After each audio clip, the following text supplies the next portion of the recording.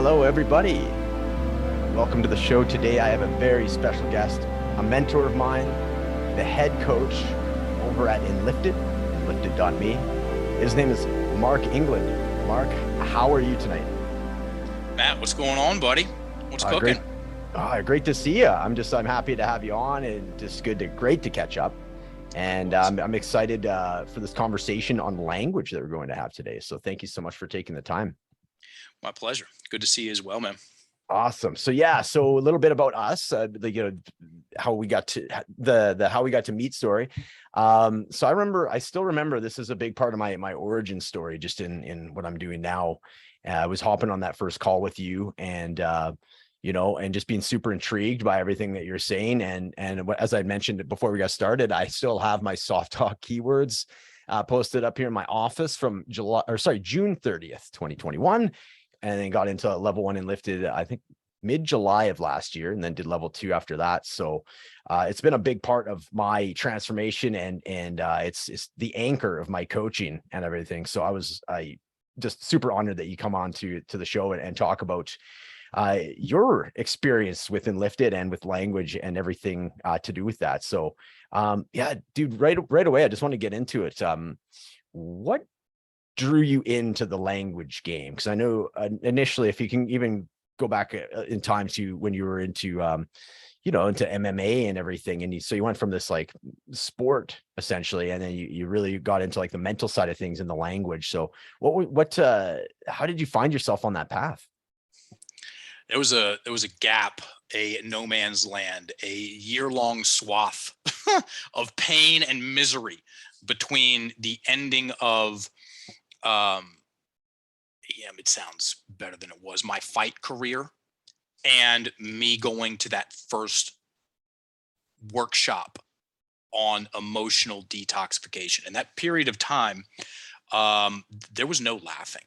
I didn't laugh, and I very likely didn't smile in an authentic way. I was just so I thought I was a tough guy, everybody, and I wrestled in high school and got into MMA, and I was fighting, and I loved the attention, and thought that me doing that, getting in the ring, I thought that I had dealt with my demons, so to speak, by doing that. And when that story, that process, the training stopped on a dime, I got my knee jacked up for the second time. The thing just stopped. And when that stopped, everything that I thought I had dealt with came up again, plus worse. And I entrenched a world-class, third-degree black belt level victim mentality. And I used that fail as the final, because there had been years of me accumulating evidence, using that fail as a final piece of evidence in the case I was secretly making against myself in my head, that there was something wrong with me. I was doomed to fail. It was never going to work out. Why'd you even try, bro? And that story was so strong and loud. I robbed myself of the ability to enjoy my life. And one of those things was smiling and laughing. And after a year of that, thank God I had the awareness to look down that path and take meet 50. I'm turning 46 on Friday. And, I looked down that path. I said, dude, are you going to be complaining about this when you're 55? Are you going to be the guy that talks about the thing that never would have been that person? And I said, if you do that, one, that's a very ugly picture. And two, then you really will be a loser. So I said, I'll take anything but that. And I meant it. I was living in Thailand at the time and went down to a cleansing resort. My vice principal came back from this cleansing resort down on an island in the Gulf of Thailand called the Spa. And he said, they're doing some really cool stuff down there. It's kind of weird. And but I like it. I feel better. Actually, asked some questions, and he gave me the website. And it was this whole pay to not eat for a week. You go down there, it's a great gig. You pay them to not eat. They do give you some herbal detox pills, and you get some yoga classes and a punch card to the steam room. And it's a cleanse, everybody. And I went down there and I did it, and I came back feeling better. I said, I'm going back. My third trip down there, I went to an emotional detoxification workshop. And guess what? This was in 2003. The guy was talking about words and stories and breathing. And then he asked if there was anyone that was stuck on a story. This woman shot her hand up and told a legitimate, bad, borderline nasty breakup, humiliating, there's the right word, humiliating breakup story. And he had her tell the story a few times, and he got down to the sentence that really resonated with me. And that sentence was, he did that to me. He did that to me. And I had a very similar story. That guy shouldn't have kicked me that hard. We were just warming up. And so he had her take that last word, me, out of the sentence and put in himself. And her whole story got flipped on its head. And I watched it, and so did 25 other people. And not only did the story get flipped on its head, but her face, her breath unlocked, and something in me goes, that. And so the story went from he did that to me to he did that to himself. She's like, he did that to himself. She was having a conversation with herself about this potential new story. And he did. You see the breath unlock. He did do that. And you see her talk herself into a new interpretation of the event. He did do that to himself. And then she started talking about all the people that were mad at him and all the stuff that, like, because there was some fallout, nuclear fallout. He hooked up with her best friend in front of everybody one night and dumped her in front of everybody the next night down at Beachwood. Come on, ouch. And then she goes, you know, fine. And then she got to the end, which was, that was never going to work out anyway. That guy was actually really weird. Just walked her right out of this victim villain thing. And I said, that's not my story, but that's my story. And I've been in the game since.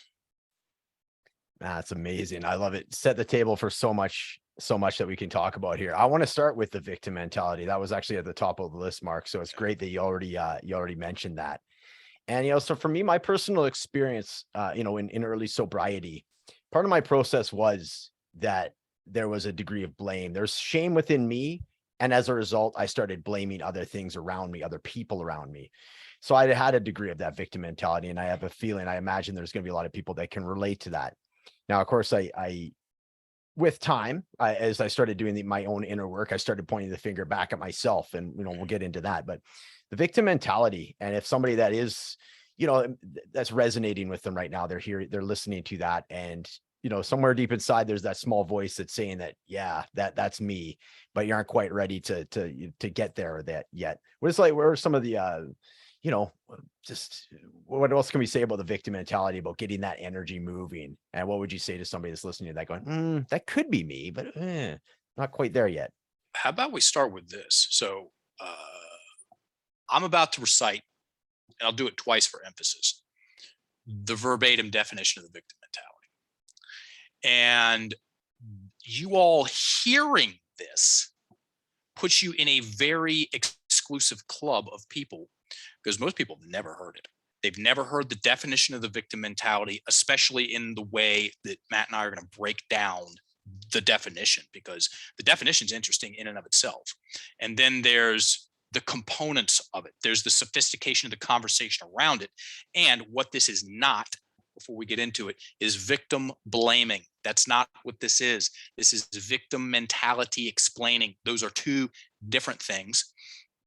People talk a lot about hate speech. Okay, fine. I get it. And let's go after the self-hate speech. What do you think's more common of an occurrence? Hate speech or self-hate speech? Okay. Because I know the amount of trash talk that has gone on in my head pointed at me is nothing compared. It's minuscule. It's homeopathic. There's nothing compared to the amount of quote unquote negativity or hate speech that come out of my mouth. They're not like, who's talked more trash to me than me? I mean, honestly, it's not even a discussion. So the definition of the victim mentality, I'm going to say it medium pace first time, and then I'm going to speed it up the second time. The victim mentality is an acquired personality trait where a person tends to regard himself or herself as the victim of the negative actions of others, even in the absence of clear evidence. The victim mentality depends on a habitual thought process and attributions. Second time, the victim mentality is an acquired personality trait where a person tends, it's a tendency. Sometimes it's up, sometimes it's down. They tend to regard themselves as the victim of the negative actions of others, even in the absence of clear evidence. The victim mentality depends, it has to have, folks, a habitual thought process and attributions. Habitual accurately implies duration and addiction and thought process. So if there's a thought process, also known as thinking and repetitive sentences, repetitive thoughts that the victim mentality has to have in order to be set and sustained, then what are the thoughts?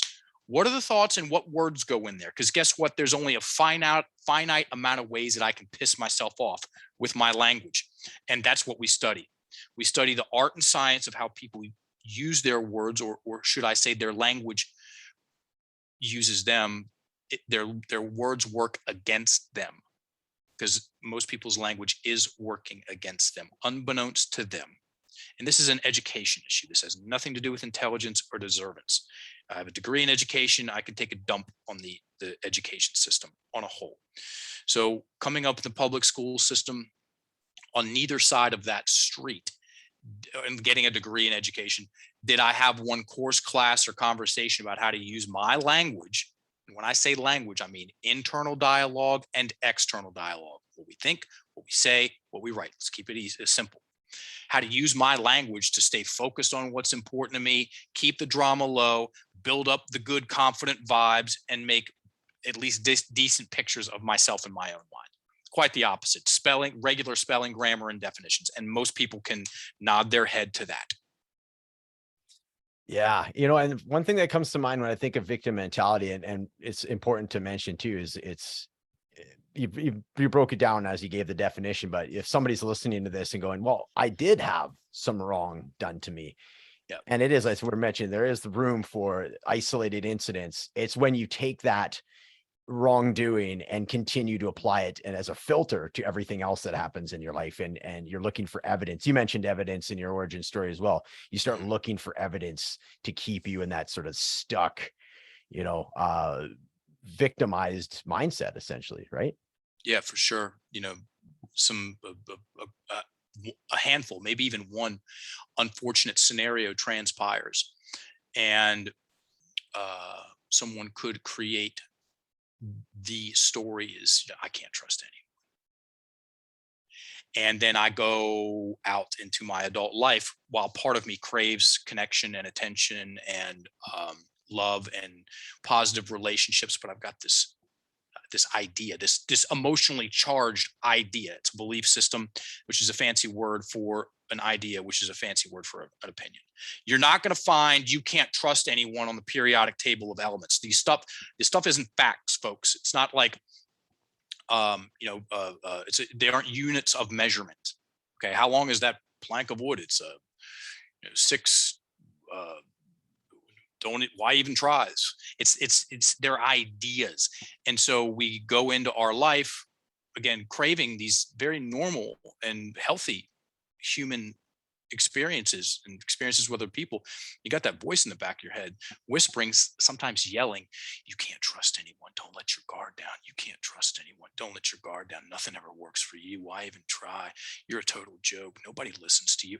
And because it's not like you hear one negative sentence and then you're done for the day. It's this thing that just relentless. Can we say that it's relentless? Until it's checked and the volume is turned down on it, because you can do that. And yes, guess what? Newsflash. We cannot change the past, and we can definitely change our interpretation of what happened. Okay, there's a big difference there. There's a very big difference there. And we can also change part of the changing of that interpretation goes from, if I think about and visualize and emotionalize about the thing that happened to me 20 years ago, and every time it's real, I'm in the picture, it's subjective, it's still personal. Okay, we can go from that, which is not fun, okay, to being the observer of what happened, then getting that distance, getting that breathing room, going from the participant to the observer, subjective to objective, and in that process, our interpretation, because it's not the thing that gets us, folks. It's not the thing that gets us. It's the meaning that we assign to the thing. It's what it means about us, and that is always up for review if you know what you're doing. So good. Let's get into that. I love that quote, man. I've always very much enjoyed that one. You know, it's not the thing that gets you, it's your story about the thing. Yeah, I wrote that down and underlined it 3 times, right? As you mentioned in our classes. So but let's get into it. How can we reinterpret? How can we reframe? I want to start with coming out of victim mentality, just speaking from my own personal experience. There was, and you'd mentioned with that voice, that relentless voice going. And it's a lot of, for me, it was a lot of the binary, like I'm always like this. I will never get this. And it's this overly dramatic, I believe it's, for me, it was like cried to, centered by, like, it's a cry for help or desperation that in an attempt to change my behavior with this overly dramatic speech. So like binary. And I also want to get into, because victim mentality for myself was a lot of projecting, I did not want to deal with some of these. I didn't know how to deal with some of these emotions that were coming up in me. So I was putting it on somebody else and pointing an accusatory finger at them, saying that it's them that's doing it. And to me, that just went so hand in hand with my personal experience with victim mentality. So binary and the projections, I would love it if you could shed some light on that, please. Sure. That second sentence of the victim mentality, the victim mentality depends on a habitual thought process. Habitual, like I said, duration and addiction. And people can, and very frequently do, get addicted to drama. Okay. We get addicted to our emotional status, our emotional patterning. Okay. Whatever we get used to, we can get addicted to feeling fantastic. You can get addicted to feeling horrible. And, binary language turns up the drama, and people can get used to that.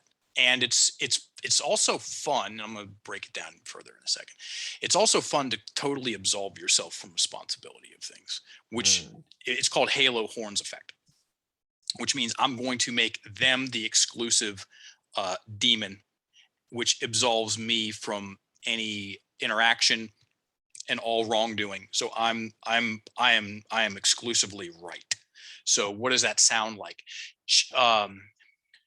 She always makes me feel like I'm not good enough.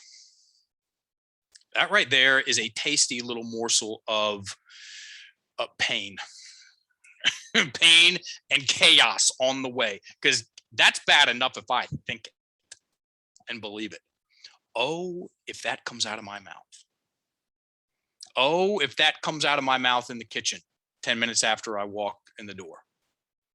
You always make me feel like I'm not good enough. Let's break that down, folks. So we're now, and this is not woo, okay, even though woo's fun. Webster's definition of a spell, not mine, a word or a combination of words of great influence. That's it. Okay.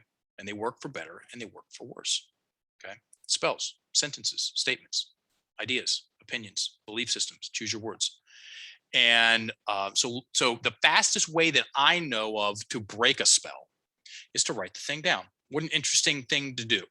What an interesting thing to do is to write down the words I hear in my head and stare at them, as opposed to knee-jerk reaction, believe them. I mean, of course it's true. It's my own voice in my own head. Let's go with the first thing that shows up. It's not even a draft, because you got to, if it's got to be written down to be a draft. I don't even have a draft to hand in. I'm just going with the roughest of drafts there is, my thoughts. What could possibly go wrong? Pick up the pen, write down the statement. You always make me feel like I'm not good enough.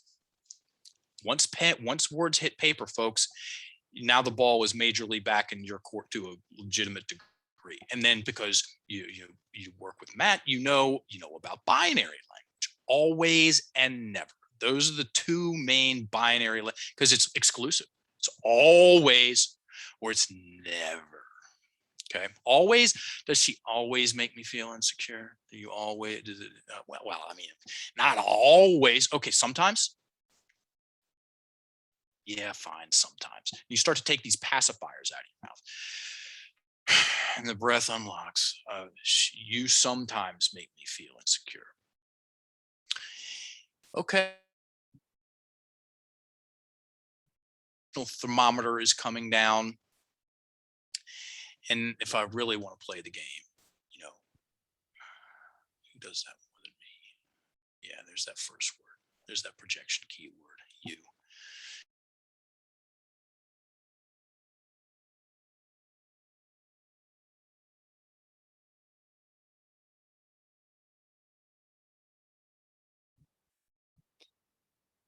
Mark, I lost. There we go. Are we good? We're good. It dropped out for some reason. Apologies. All good. Where did it drop? You just mentioned projection. Got it. There's the projection keyword. And because you work with Matt, you know this. You sometimes make me feel like I'm not good enough. And since I'm here to play the game all the way through, okay, fine. I mean, part of me doesn't want to do it, and I'm going to do it. I'm going to take out that you and put in I. I sometimes make me feel like I'm not good enough.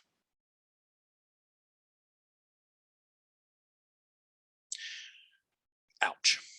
And within the ouch is also this, thank God I'm taking control of this out of control story. I'm taking responsibility for it. It is way beyond my pay grade. And we have some built in, and you can definitely speak to this. We have some built in positive feedback system in us that we get rewarded. There's the word, rewarded for taking our story and going like this. Did you experience that? Yeah, absolutely. Absolutely. And I'm seeing some beautiful instances of it when people are ready. And when I was ready, man, it was a lot more relieving than I thought it was going to be. Yeah. And you talk about breath unlocking and such, because initially that's the thing is if you're not quite ready to hear that, and I believe you use the term, it gets you right on the nose. And if you're not used to it, or if you haven't been through that experience, whew, and so there was an initial stage where at times I would get a little bit defensive, and then it was such a quick way through the defenses, and I would just, okay, I got it. So absolutely, it's incredibly powerful. To be expected, very normal. Some stories are easier to let go of than others. Okay, because it's not just the sentence; it's everything that comes after that too. Because if I take responsibility for that, then I got to take responsibility for those 19 other things, and that's a lot. And you know what? It is. There's no free lunches here, folks. Okay, this work is tough. There are times when it feels like that your insides are burning up when you go from to this. And guess what? I'll take a little bit of sting, or even a lot of sting right now, than carrying around this stuff for 30, 40 years, just a handful of decades. You know, that's the real scary thing. That's that if you take the time, invest the time. You're not taking or spending. If you invest the time, if you get a good look at it, it'll terrify you to your core. Living with these stories in the back of my head, sometimes on the front burner, for 3-4 decades more, 2 more decades, 3, just 20 years, in that should pucker you up quite quick. And yeah, sometimes it takes a little while to get your head around this stuff. This woman came in, sat down, started telling me the story of her divorce, lackluster marriage and divorce a while ago, just years ago. And her sentence was, he made me think we needed to get married. Look at the words, everybody. He made me think we needed to get married. And so because he made me think we needed to get married, all the drama that happened in the marriage, Takes Two to Tango, was on him. And I had her repeat it. And then I said, take out the he and put in I. And she goes like this. And just stared at me. And I stared at her. Something's going to happen. And she didn't say anything. I said, okay, who thinks your thoughts? Part of her said it, a good part of her didn't want to. Me, because you could hear how she said it. Me. Who feels your feelings? Who creates your feelings? You or him? She's pissed because she's checkmate. Me.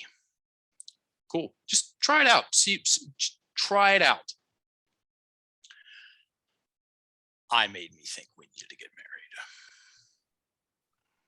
And then she goes into the story about how she was feeling a lot of pressure from her family and all this stuff. And then eventually the thing started unraveling. You got to think linchpin, everybody, like a boat on a trailer. And you got that linchpin in there, and that thing is not getting put in the water to go water skiing with your friends and have a good time. The music, like, and you get the suntan. No, that thing's on the trailer, and it's not coming out. And there are linchpin sentences, and then also, so look at the words again. He made me think we needed to get married, or he did that to me, or you always make me feel like I'm insecure. Those are all projections, and they're all going to force me to make the victim villain mental imagery. He did that to me. I'm in the picture. He's in the picture. I'm on the receiving end of something. I have to wait till they change their behavior so I can feel good about myself. Please hurry up. And yeah, that not the best strategy. Really, not the best strategy. It's painful. It's a very painful world to chronically reside in. And the good news is that this stuff is not rocket science. Okay. Pick up a pen, write down some words with soft talk in it. Why don't we just make this easy on people? Okay. Because guess what? Soft talk is, no pun intended, the gateway drug to the rest of your language, because it's an easy place to start. It's a very easy place to start, where I just start taking out a handful of keywords, and which we'll go over here in a second. And as the old great saying goes, she who feels it knows it, or he who feels it knows it. Maybe I would get better results if I was more consistent. Let's just go there. Let's come off this super high cliff of projections, and because the projections, that's where the venom resides, folks. That's where, generally speaking, people have their strongest emotional reactions in their stories and their words. And the stronger the emotional reaction, the greater the attachment. Okay, so let's just turn the volume down on it and make it fun-ish. and taking out soft talk can pluck you in the nose. You ever felt that? Oh, absolutely. Oh, do tell, Matt. And absolutely. then we'll do a little soft talk magic. Yeah, for sure. Yeah, when we started doing getting into like goal setting, I noticed, and you know what, it's different from when I'm, because we talk a lot about inner dialogue in the work that I'm doing. I found that I was using it when I would, and it was a confidence thing. When I would say a goal out loud to somebody, I would always put in I would always put a maybe in there or something along those lines, just so there wouldn't be any follow up like, oh yeah, so when are you going to do that? How are you going to do that? Right. I would purposely slide some soft talk in there so there wouldn't be any follow up questions. And then when you had pointed out, or it had been pointed out in Enlifted at some point, soft talk goal setting specifically, and the difference of the energy that it has, man, that was a big game changer for me. So realizing that I had been essentially sabotaging myself in a effort to soften, or to temper my assertiveness, or if I have this like big, in my opinion, or what it may be perceived as this big audacious goal, I'm gonna be like, oh, slide a little maybe in there, and maybe somebody won't ask me a follow-up question, right? And then it'll be out there, but it'll be kind of out there, it won't be fully out there. So yeah, that was a big challenge for me. Yeah, it pushes very specific buttons. Um, so the keywords, there we go. I guess I might be drinking too much coffee. Listen, I guess I might be drinking too much coffee. Take out the guess. I might be drinking too much coffee. Take out the might. Damn it. I'm drinking too much coffee. Most of the time when people use soft talk about stuff they are doing, it's when the words get solid, it forces an issue, and therein lies some of the resistance. Now I have no wiggle room. Okay, now I've called it out for what it is. I think I should spend more time with my wife.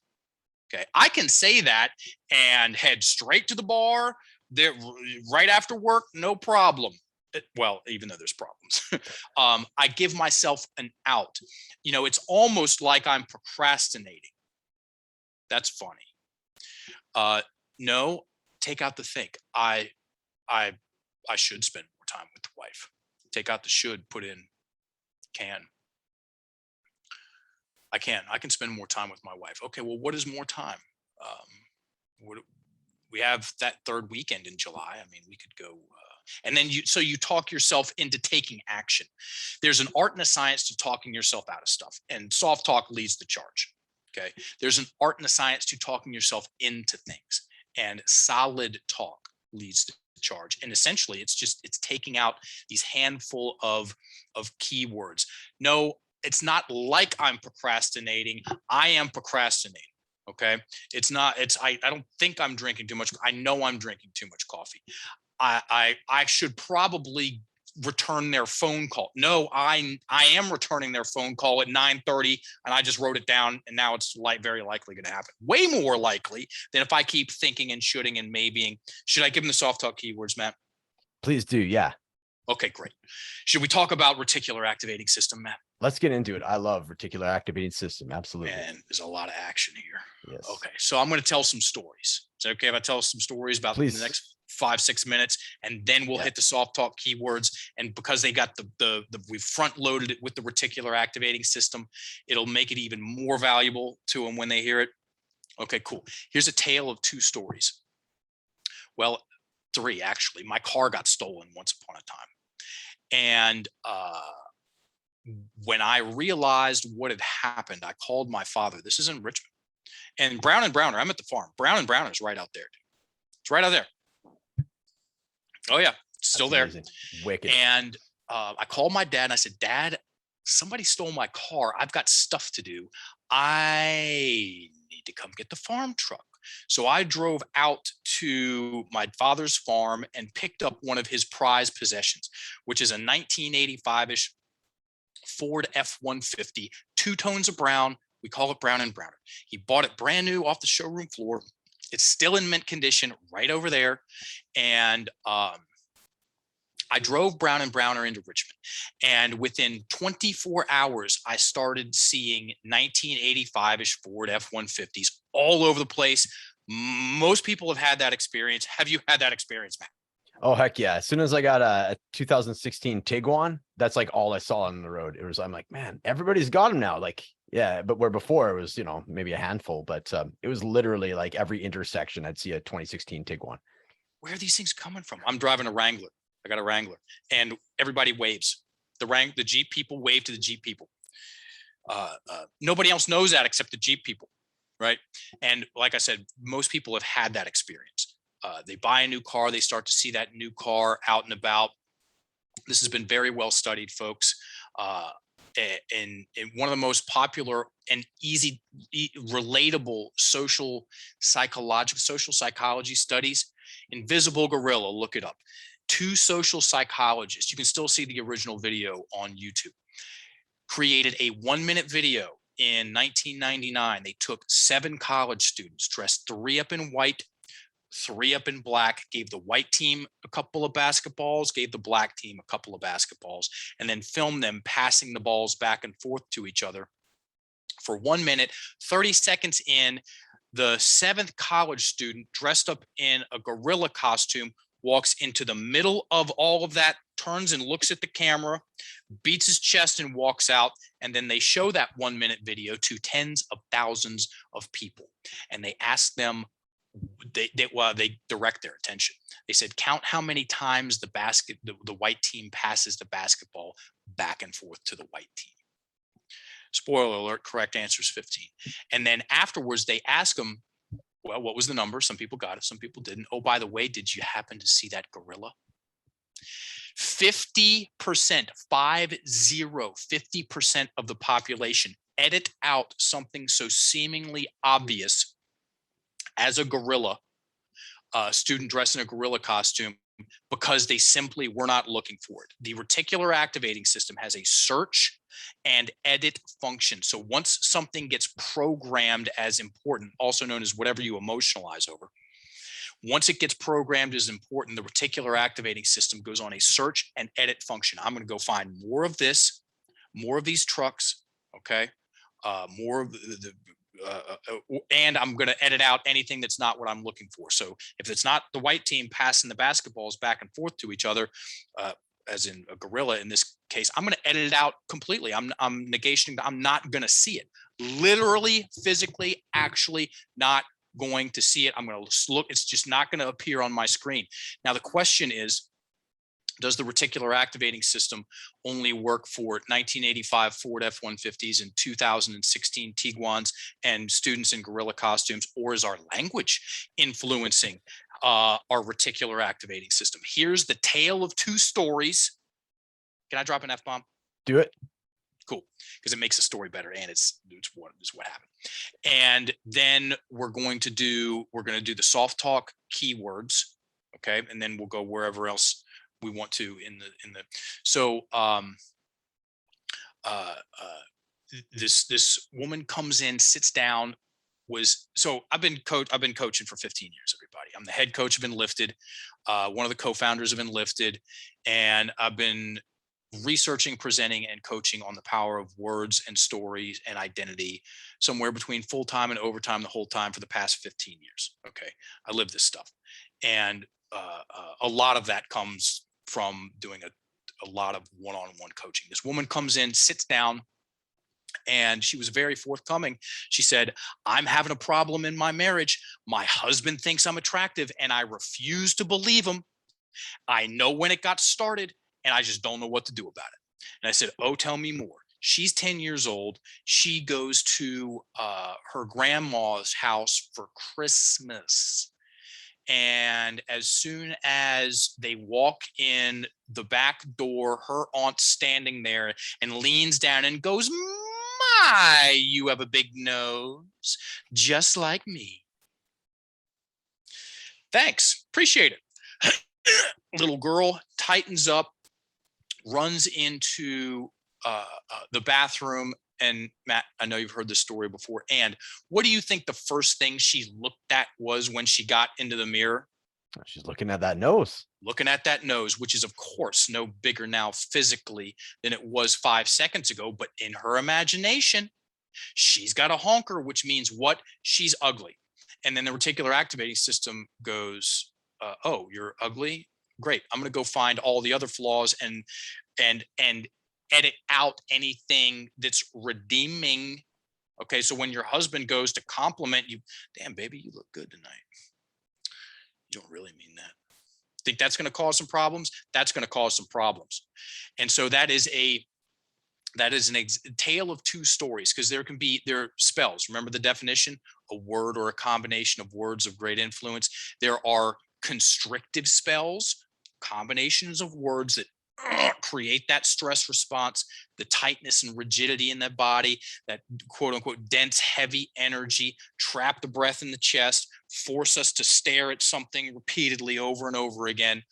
And then there are expansive spells, okay, words that make us that feel bigger and take breaths of fresh air and create the good feels and make ourselves spaciousness in our imagination. And so that's obviously an example of a constrictive spell. 2014, I'm giving a presentation at a festival, and this guy's setting up a booth right next to where we were presenting, and he comes up afterwards and he says, man, that was really cool. Loved all of it. You want to hear a great story? And I'm like, of course. And he said his grandpa took him out in the backyard when he was like 12 or 13. And he said, little Johnny, life's wild. There's going to be ups and downs, twists and turns, and zigs and zags. And you're going to get some things right, and you're going to get some things wrong. Just always remember to err on the side of being a badass motherfucker. And grandpa dropped an F-bomb on it. And he said, in that moment, I saw myself as capable and confident, and I felt like I got my energy grew. And he said, man, I've made a lot of mistakes, and you know what? I get things right. And guess what? I go after what I want. Oh, and by the way, I like being me. And he said that, and I'm like, there it is right there. Better spells, folks. Any spell can be broken. Okay. Any spell can be broken. And it starts with the words. And it really starts when the words hit paper. So get a pen. Are they doing this? We do have it. Challenge? This is actually part of the course. So you're doing the intro to the, yeah, is absolutely part of the course. You got her. Okay. Super cool.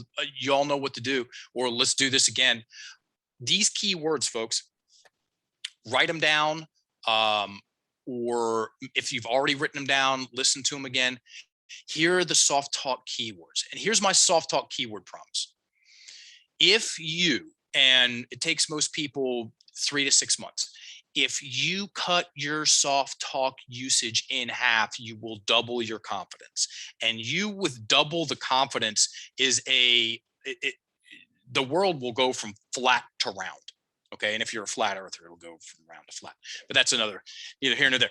So write these words. There's only a handful of them. Okay. Maybe, might, think, guess, sort of, kind of, almost like, probably, perhaps, try, hopefully, and one day. You want to be a 2-day person more than a 1-day person, folks. Because like I said, there's an art and a science to talking yourself into stuff. And one of the things that you want to talk yourself into is, this might sound Stuart Smalley-ish, is to liking yourself more, because you can. And it's way easier to like yourself more when you feel better in your skin. And it's way easier to feel better in your skin when you're breathing well. As in, you've unlocked most people's breathing mechanics are wrecked. They're absolutely wrecked. And a large part of that is due to the ongoing trash talk story that's happening in their head on a daily basis, and the unresolved stories from their past that they're hoarding, they have not written down and out, which we can absolutely talk about that. Did you know that the second and third, I forget which one's which, doesn't matter, second and third most commonly purchased over-the-counter medications in the United States are indigestion medication and constipation medication? I did not know that. Yeah. And you know what? My personal and professional opinion, Mr. Simple over here, take it or leave it. It's because the breath is trapped in the chest. When people are breathing poorly, things work poorly. Okay. And if we want to get back, which we do, to the definition of the victim mentality, that second sentence, the definition, the victim mentality depends on a habitual thought process and attributions. What does that mean? That's characteristics. Okay. It is super easy to see yourself as a victim of fill in the blank, plural, plus blanks, when your breath is trapped in your chest most of the time. Okay. It's hard to see yourself as a victim of fill in the circumstances when you're breathing low and slow most of the time. We are designed physiologically to operate well, which includes digesting our food and pooping when we're breathing low and slow, when our breath is, when we're in parasympathetic nervous system response, folks.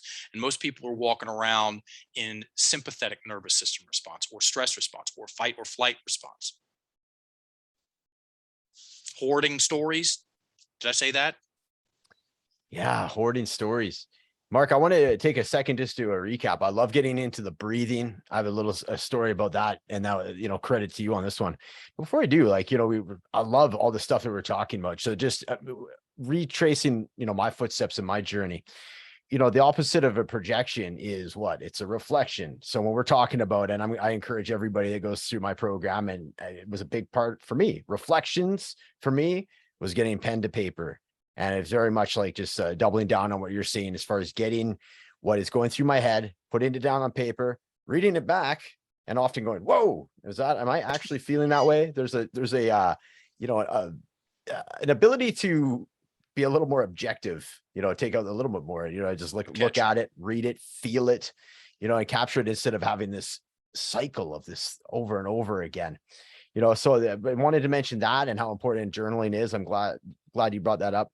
And yeah, the soft talk thing, just to one follow up on that as well, is I definitely found in my leadership, in my my management career, I would use soft talk just because I remembered certain management styles and managers that were just so over the top assertive and using fear-based management. So as a result, I didn't want to be that. Negation, acknowledge, I didn't want to be like that. So what I would do was I would, again, temper my message to the people that I was managing with soft talk under the idea that I was more approachable, or that I was, basically tempering my assertiveness to them. Realizing now, looking back, that there was a degree of gray area or ambiguity that was created by me doing this. And so that one is in particular has been quite challenging for me to get out of. But I love how you broke it down, the soft talk, plucking out. We got the keywords going on. That's awesome. And just again, with the breath, one final thought on breath is the first time I had you on my show, and this is probably about a year ago, almost to the day, I would imagine, was you had mentioned, okay, how is your breathing? And I was about to turn 40 at the time, and no one had ever asked me that. I had never asked myself that. So it was a big game changer for me to actually start getting aware of my breath. And I did. And so this past year, I've been very much focusing on, okay, where is my breath? And it's in moments of stress that I'll do it, because when I do the fight flight, I do the other one. I do the freeze. So if I'm reaching a state of, anxiety or stress, or there's a few things going on and I got to focus, I stop breathing, so that, or I should say, that was the old me. I'm getting a lot better and more practiced at catching myself doing that, going, okay, hold on a second. I'm going to pause now. Feels so good. I'm getting a lot more connected with it. But yeah, and again, that's one of these things I really wish there had been a focus on it, beforehand, before I'd gotten to the stage that I was when I recognized it. But yeah, breathing is just so incredibly important, isn't it? It is, well, I mean, in historically, in numerous spiritual traditions, they equate breath with spirit, inspired, inspiration. The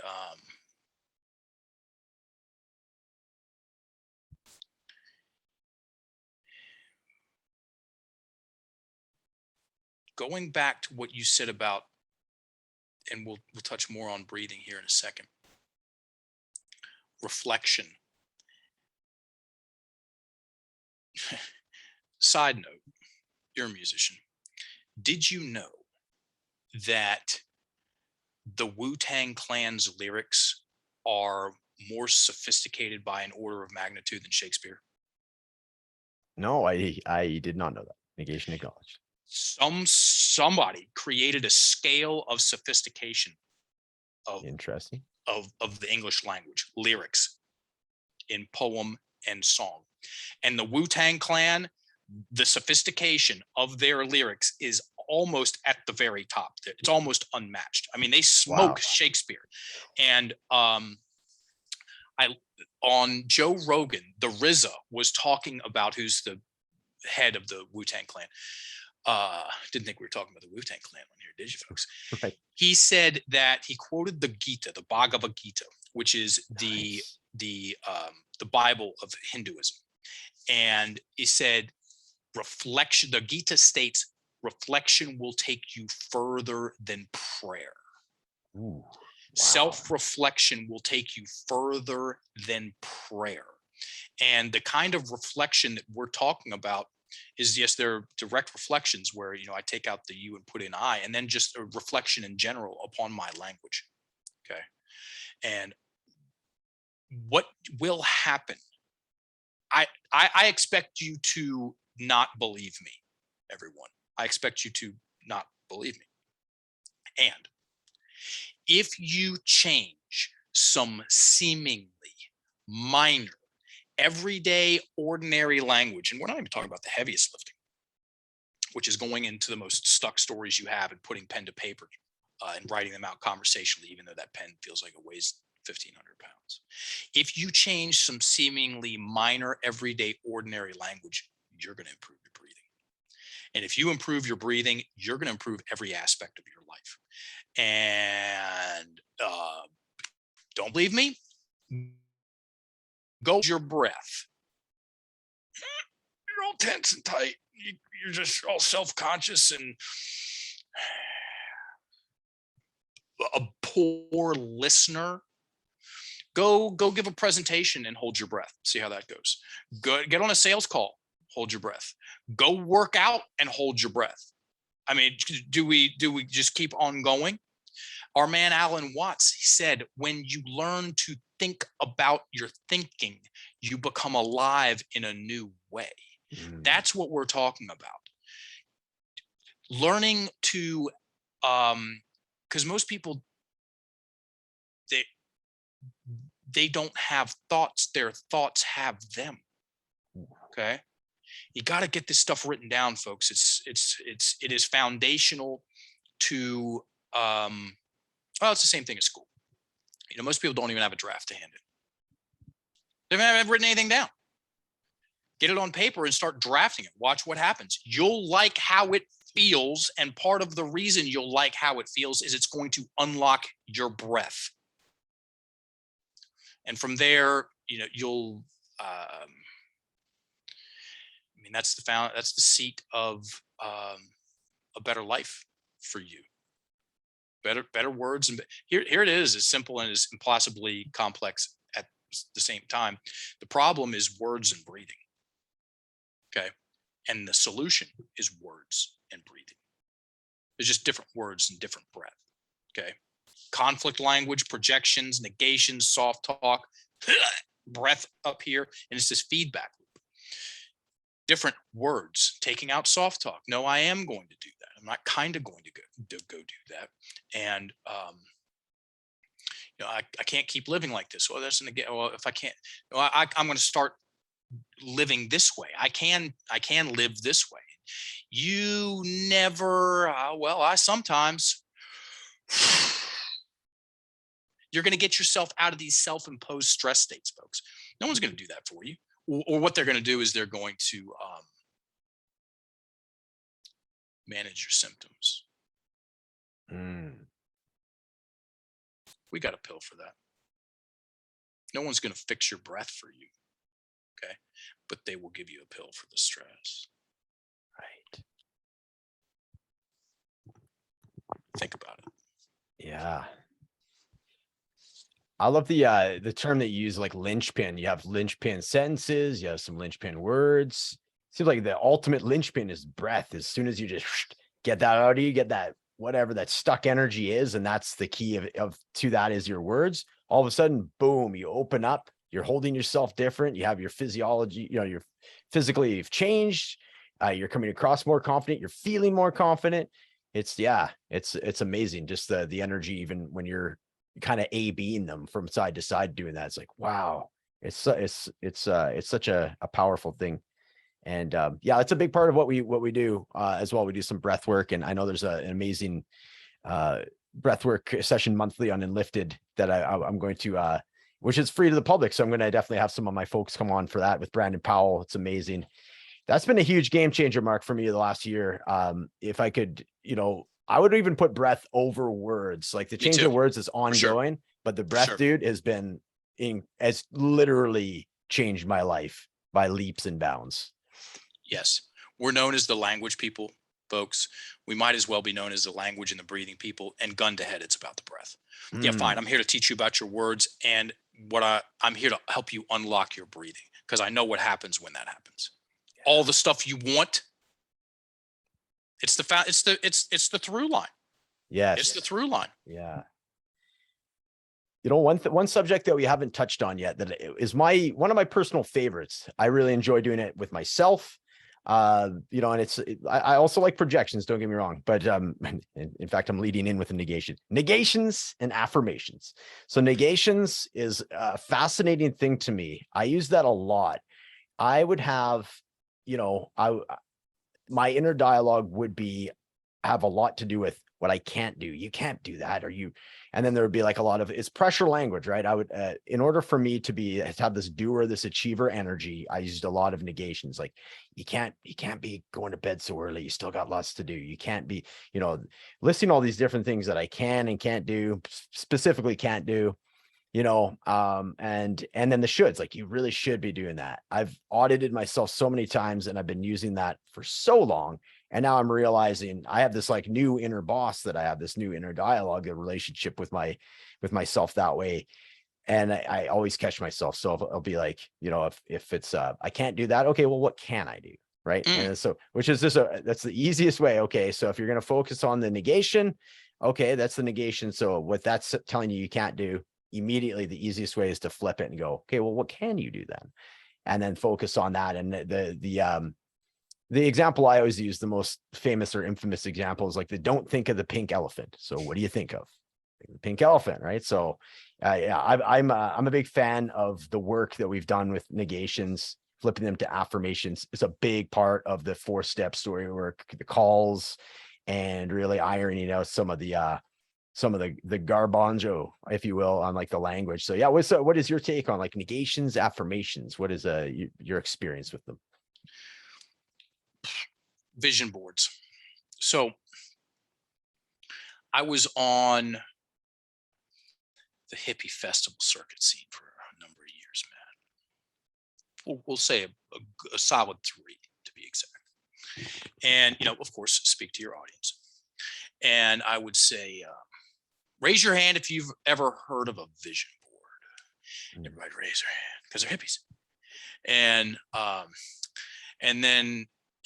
so for everyone just to bring everybody onto the same page, a vision board is where you take traditionally it's a piece of poster board, and then you take pictures of the things that you want to experience, the place you want to go, stuff you want to go, the car you want to drive, all of it. and put it up there so you can look at it. There's something to it, majorly. And then say, I like asking stupid questions. And then I'd ask all the hippies. I'd say, hippies, you ever put pictures of what you don't want on your vision board? And they'd go, no, why would I ever do that? And then I go, what about your internal vision board? Crickets. Gotcha.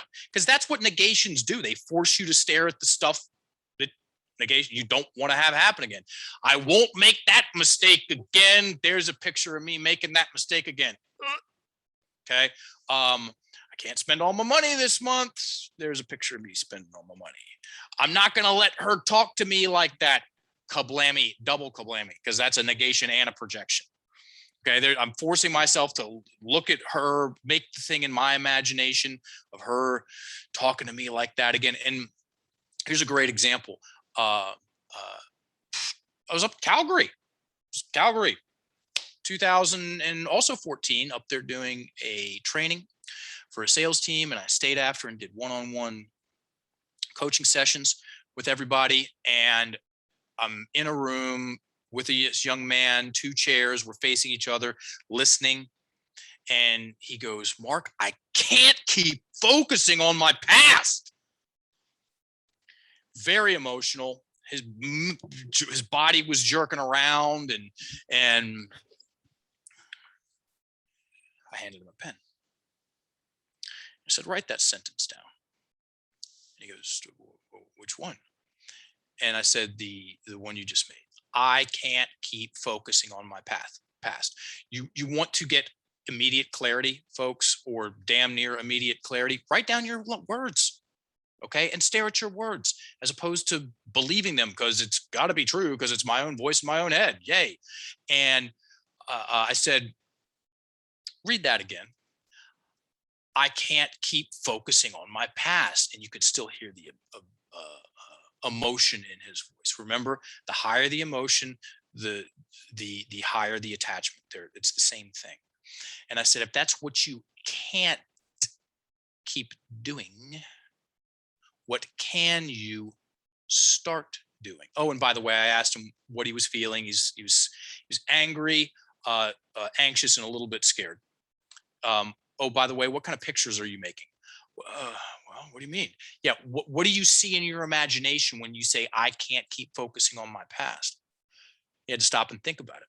Again, self-reflection will take you further than prayer. Thanks again, Bhagavad Gita. I see myself on the couch and all alone. Where was he breathing? And his body was all tense and rigid and this other thing. And I said, if that's what you can't keep doing, remember the words, I can't keep focusing on my past. If that's what you can't keep doing, what can you start doing? And he answered in half of a sentence with up talk at the end because it was so new for him. New word, do something different, get something different. This is going to be clunky. Okay.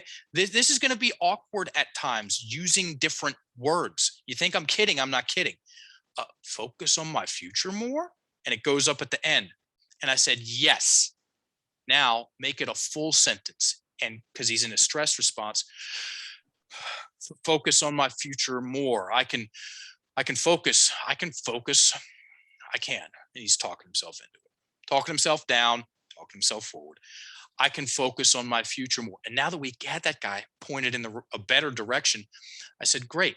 What does that entail? Because he was struggling with sales. He was a sales guy.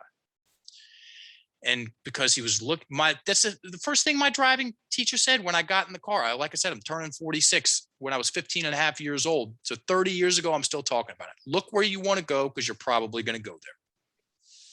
And so now he's looking where he wants to go. He said, what's 3 things you can do?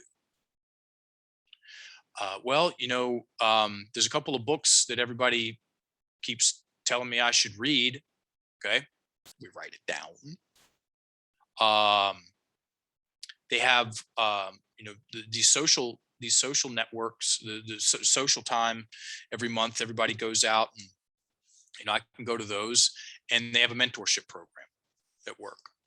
That dude wrote me 8 months later and said, you know what? I did those things. I read those books. I go hang out with the sales team after hours, and I enrolled in the mentor program, and my whole professional career changed, and I moved out, and I've got my own place. That's an example of a negation, folks. The keywords: can'ts, won'ts, isn'ts, nots, hasn'ts, haven'ts, shouldn'ts.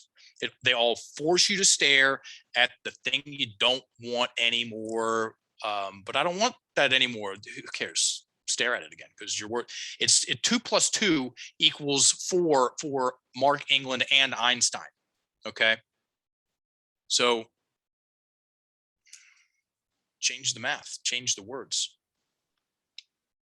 Take out the 2, put in 3. You're gonna get something different. Man, so good. So good. One of the last negations that I wanted to bring up, because it is quite fun, and it's one that I'm attempting to catch myself on as much as I can, is the difference between the but, right? But and. So but is like the most, what is it? It's like, I forget what we referred to it as in Enlifted, but it's like the most like insidious or like sly, or it's just It's for asshole me, language. it's asshole language. Let's face it. Let's call it what it is. So but versus and. So switching up a but for an and. Matt, I don't want you to take this the wrong way, but that's a double whammy, because you got the don't, and then I really respect your opinion, but okay. I like I like what you're wearing, but versus Matt, I respect your opinion, and or I really like what you cooked last night, and or you look great, and. So when we use but creates tension and tightness and bracing for impact. The person is bracing for impact. Whatever you said before is irrelevant. Whatever comes before the but is demoted. Whatever comes after the but is promoted. Okay. And that's what they're going to hear. That's what they're going to remember. And many a potentially fun evening has been wrecked with, and you feel like an asshole saying it. And it usually creates some stress, chaos, potentially even a fight. I'd like,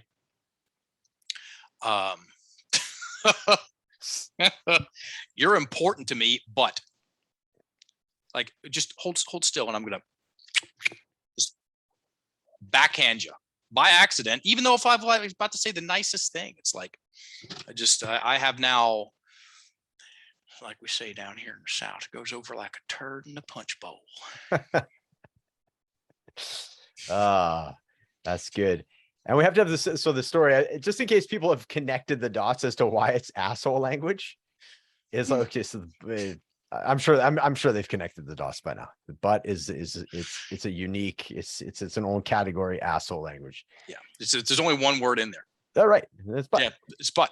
Yeah, and you know what? Even like, I'm watching you say it, and it's obviously we're having some fun with it, but it's so incredibly true when you say the but, and I like when you say it's the demotion promotion thing, and feels like, I feel like there's a collaborative energy when you say and. It's like an invitation to, correct, to join still. Where there's a but, it's like boom, there's like a wall that gets put up, right? Yeah, it's energetic wall. So it's you nailed it.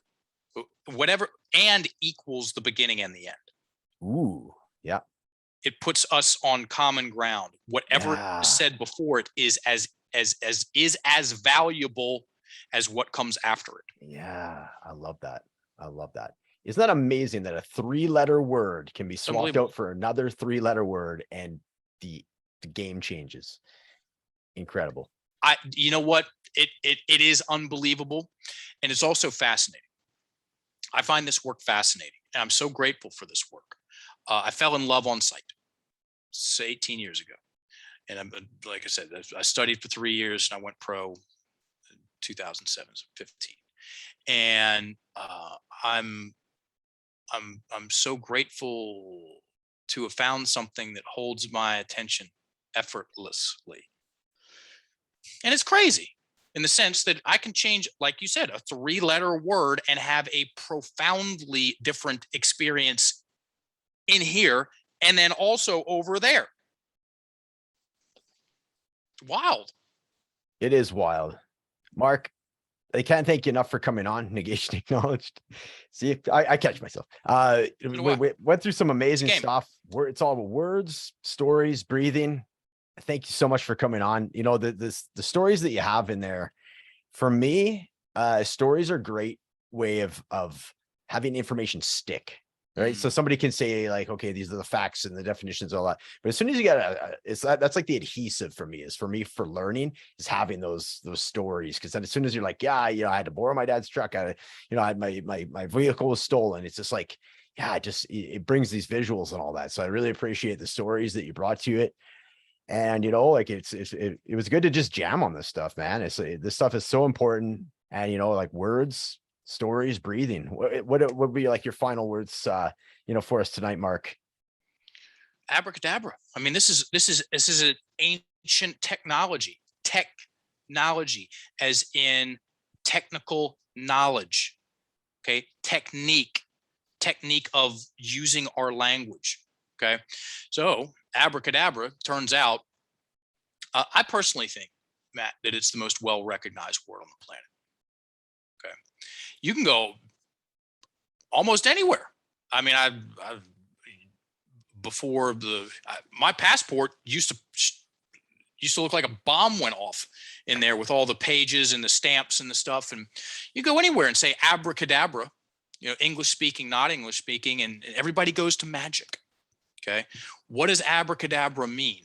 I found out in 2012 in Ecuador when I was out to lunch with some friends, and a guy knew I was in the language space, and he said, hey, Mark, very nonchalant, you know what abracadabra means? And yeah, magic. No, it's actually Aramaic, which is an ancient language, folks. It's the language the original Old Testament was written in. And he goes, oh, it's actually Aramaic, and it translates to with my word I create, or with my word I influence. The hairs stood up on my arm and the back of my neck, and I put my fork down and I went over and I asked him, I said, tell me everything. And the teachers of the day, the metaphysicians of the day, if you want to get all woo about it, they would triangulate it and wear it around their neck to remind them of the power and the mechanism of the spoken word. And to make things not woo and very practical, they knew that if they were trash talking themselves in their head, whatever they wanted to do with their life was going to be exponentially harder than it had to be. Okay. And they also knew that if they got their language working for them, then whatever they wanted to do in their life, with their finite amount of time here, became way more likely to happen. And I've been talking about that since, man. People love it. It's a great way to start the conversation about the power of language with the kids. Hey, kids, you know what abracadabra means? Yeah, magic. No, it's even better than that. Yeah. And in a sense, it is magic, right? Like a lot of this is, you know, swapping out a word for another word and just completely transforming your own energy and the energy of people around you. Yeah. To me, that's magic, man. That's pretty damn cool. I agree. I agree. So, Mark, thank you so much for coming on, ladies and gentlemen. Head coach of Enlifted, Mark England.